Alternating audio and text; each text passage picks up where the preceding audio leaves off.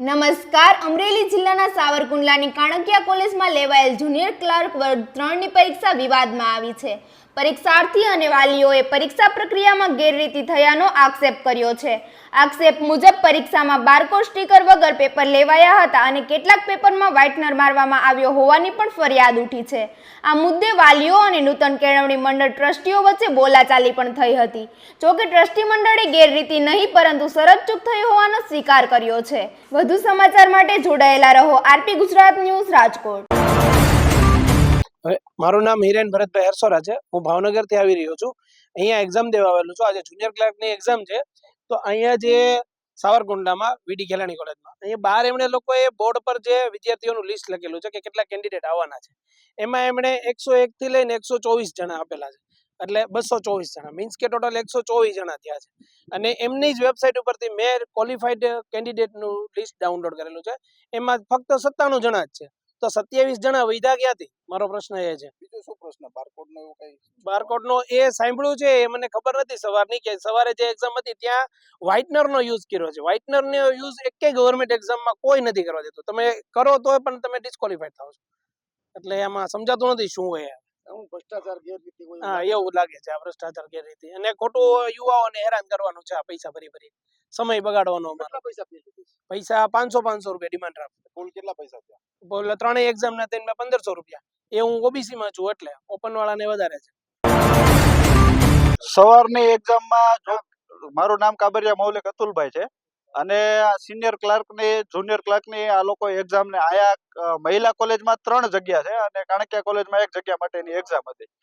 તો પેલા તો એની જવાબવહી એકદમ સાદી, હાવ ઝેરોક્સ પેપર ઉપર જ સાદી હતી અને એમાં કોઈ બારકોડેડ ઓલી કોઈ વિગત આપણે ડિજિટલ એવી કઈ હતી નહીં.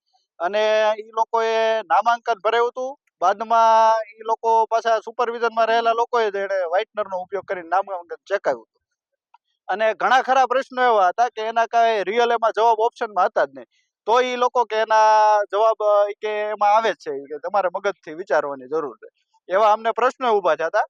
અને આજે એક્ઝામ છે અને કાલે રવિવારે પણ એક્ઝામ છે. તો રવિવારે પાછી ગુજરાત સરકારની જુદી જુદી ઘણી એક્ઝામો છે અને કેન્દ્ર સરકારની છે. તો આમાં કેન્ડિડેટોએ 3-4 એક્ઝામમાં જુદી જુદી રીતે એપ્લાય કર્યું હોય તો આ એક્ઝામમાં સંકલન વાળાને તો એ વિચાર કરવો પડે ને કે કેન્ડિડેટોને કે બધે તો એક સાથે, હવે એકનું સેન્ટર આવ્યું હોય ગાંધીનગર આવ્યું તો બીજાનું ભાવનગર આવ્યું તો એકનું સાવરકુંડલા, કે એક દિવસમાં 4 જગ્યાએ તો એક્ઝામ દેવા કોઈ કેન્ડિડેટ પોગી તો શકે એવું શક્ય નથી. તમારું શું કેવું આમાં શું થયું હોય? આમાં 100% વહીવટથી જ આ બધું પૈસાના લાખો રૂપિયાના ભ્રષ્ટાચાર સાથે આમાં વહીવટી કોઈ નક્કી કરેલા જ હશે ઉમેદવાર, એ ફાઇનલ જ છે. આ તો બધે ખાલી અટાણે બધા ઉમેદવારોને દોડાવે છે કાળા તડકાના.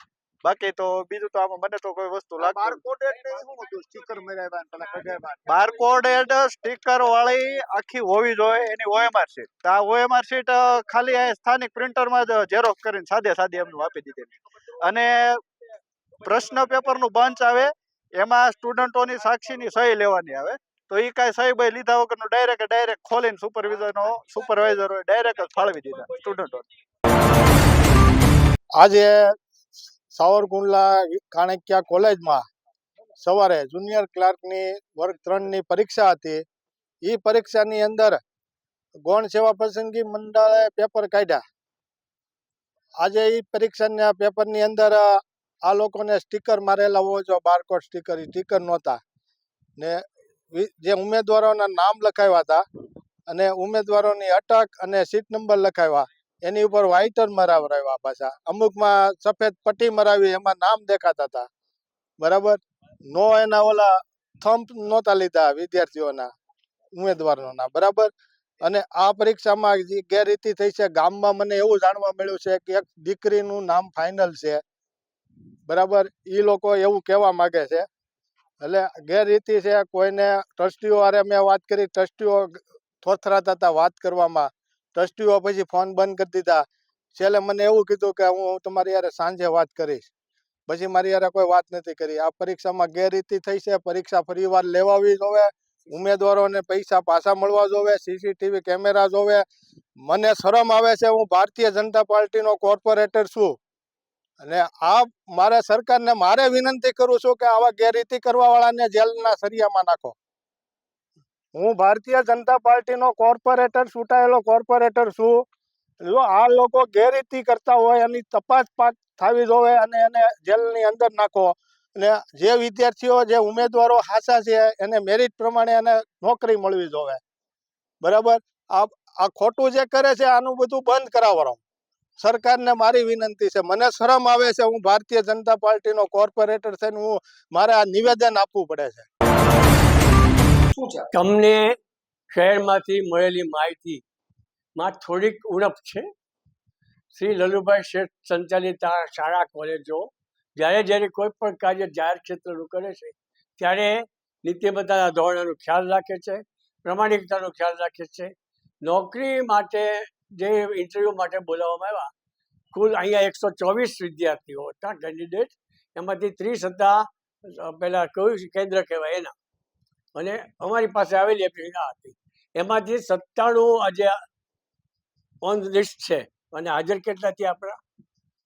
આજે એટલા જ ને. એમણે પરીક્ષા આપી. પરીક્ષા પત્ર અમારી પેપર સુધી પહોંચ્યું ત્યાં સુધી ટ્રસ્ટી મંડળનો રોલ દૂર હતો. ટ્રસ્ટી મંડળને જ્યારે પેપર્સ ખોલીને બતાવવામાં આવ્યા ત્યારે પરીક્ષાનો ટાઈમ થઈ ગયો હતો. 10:50 બે સેન્ટર ઉપર પ્રશ્નપત્રોની સીલબંધ ફાઇલ પહોંચાડી દેવામાં આવી હતી. પહેલી વહેલી શરત ચૂકનું ધ્યાન અમને બહારથી મળ્યું ને અમારું આવ્યું કે અમે નામ લખવાનું માગી રહ્યા છીએ. આ શરત ચૂક થઈ ગઈ. પણ જો પરીક્ષાનો સમય સરકારશ્રીને જાહેર કર્યા પ્રમાણે અમે ન લઈએ તો આ પરીક્ષા રદ થાય. 300 જેટલા વિદ્યાર્થીઓ આજ પરીક્ષા દેવા આવ્યો હોય, કોઈ દૂરથી આવ્યો હોય, કોઈ નજીકથી. એવરેજ 1000 રૂપિયાનો એમના ખર્ચ ગણો તો એ કેટલું બધું થાય. એટલે અમે પરીક્ષા શરૂ રાખી. પછી જેવું અમને ધ્યાન આવ્યું એવો અમે પ્રયત્ન કર્યો કે ઇરેઝર મારીએ. એ અમારી શરત ચૂક સુધારવાનો આક્ષેપ હતો, એમાં કશું છુપાવાની વાત નહોતી. વળી ગામમાંથી તમારી પાસે એક એવો આક્ષેપ આવ્યો છે કે એક દીકરીને રાખી લેવાનું ફિક્સ છે. જો એ હોય એવું કોઈ અમે વિચારી રાખ્યું હોય, અમે કાંઈક કર્યું હોય તો ટ્રસ્ટી મંડળમાંથી મુકુંદભાઈ નાગરેચા બીજે દિવસે ખસી જશે. બરાબર. એ એગ્રી. અમે અમારા તજજ્ઞો છેલ્લા 20 દિવસથી આ 4-5 મિટિંગો પછી આટલું કરી શક્યા. એમાં પણ શરત ચૂક થઈ. સરકારની આ વ્યવસ્થામાં ટ્રસ્ટી મંડળનો આવો અનુભવ જરાય નહોતો. પણ જે નિષ્ણાત કે એક્સપર્ટોએ એમને સલાહ આપી એ પ્રમાણે કર્યું. અમે ચોક્કસ કબૂલ કરીએ કે અમે ફોર્મ જોતા ભૂલી ગયા છીએ જવાબ માટેનો, અને એને કારણે આ શરત ચૂક થઈ છે. આ મારી ખુલાસો છે. ગઢિયા સાહેબ કરીને અમારા જે સરકારી અધિકારી છે તેઓ પણ હાજર છે. તેઓ પણ અહીંયા બેઠા છે. અહીંયા અમારું એમને ધ્યાન દોર્યું હતું. આપ એમને પણ આ બાબતમાં પૂછી શકો છો.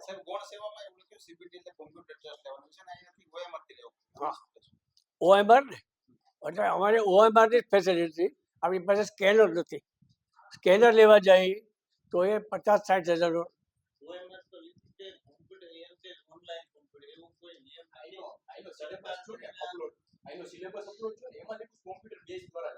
અનિલભાઈ,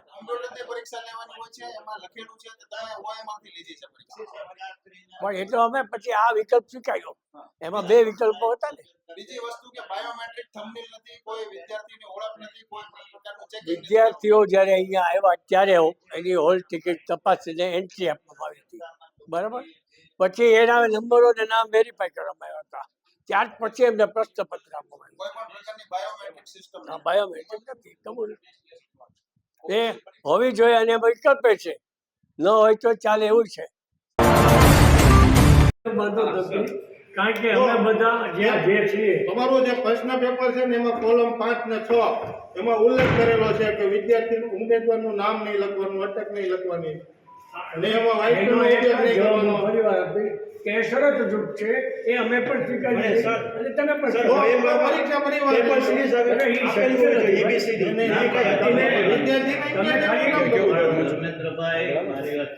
ગોપનીયતા રાખવી જોઈએ. કાકા મને એટલી ખબર પડે છે. ધર્મેન્દ્રભાઈ, તમે જે મુદ્દા હોય એ લેખિત તો હું આપીશ, હું સરકારમાં કે જરૂર પડશે તો મેઇન વસ્તુ જે ઉપર બેસી કોલેજમાં જાય. ને અત્યારે 124 આવો પ્રશ્ન જે છે કે ઈ જે ગામમાં ચર્ચા થાય છે એક દીકરીનું નામ બોલાય છે જો એક વાત એવી છે, લેવાની છે. કોઈ પણ શહેરમાં કે કોઈ પણ સંસ્થામાં કામો વિશે આપણે વિચાર- કે દીકરી લેવાની છે હા. આપણું રિઝલ્ટ આવે પછી દીકરી લેશે તો સ્વીકારજો, પરીક્ષા લેવો. બોલો હાલો તમે એમ કહો હજી તમે આ વાતને તો તમારે- તમારે નહીં. તમારે એને સમજાવવું છે. ઉભા રહો જે ખરેખર એના ઓછા પર્સન્ટેજ નહીં તો કોક નહીં તો કેમ દૂર કરી તો એમાં આવી જાય કોકને લેવાનું આવે હો આવે તો અમારે શું કરવાનું બીજા વિદ્યાર્થી ઉમેદવારોને શું કરવાનું જો હા અન્યાય થયો છે એ કાકા સ્વીકારો તમે